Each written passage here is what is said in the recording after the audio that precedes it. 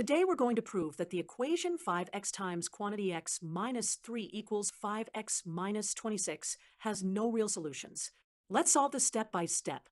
First, let's distribute 5x on the left side of the equation. This gives us 5x squared minus 15x equals 5x minus 26. Next, let's subtract 5x from both sides to get all terms with x on one side. This gives us 5x squared minus 20x equals negative 26. Now, let's add 26 to both sides to get our equation in standard form. This gives us 5x squared minus 20x plus 26 equals 0. Let's factor out the greatest common factor of the terms with x. We get 5 times quantity x squared minus 4x plus 26 equals 0. Now, let's complete the square inside the parentheses. To do this, we take half of the coefficient of x, which is negative 2, and square it.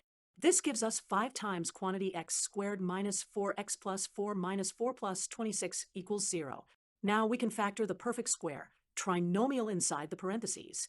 This gives us 5 times quantity x minus 2 squared minus 20 plus 26 equals 0.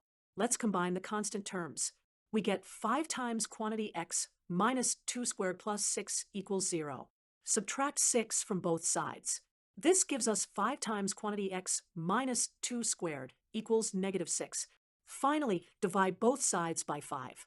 This gives us x minus 2 squared equals negative 6/5. Now, here's why this equation has no real solutions. The square of any real number is always greater than or equal to 0. However, our equation says that this square equals negative 6/5, which is a negative number. This is impossible for real numbers. Let's visualize why this makes sense. If we graph the original equation, we can see that the parabola never intersects with the line, meaning there are no x values where they are equal. In other words, no solutions.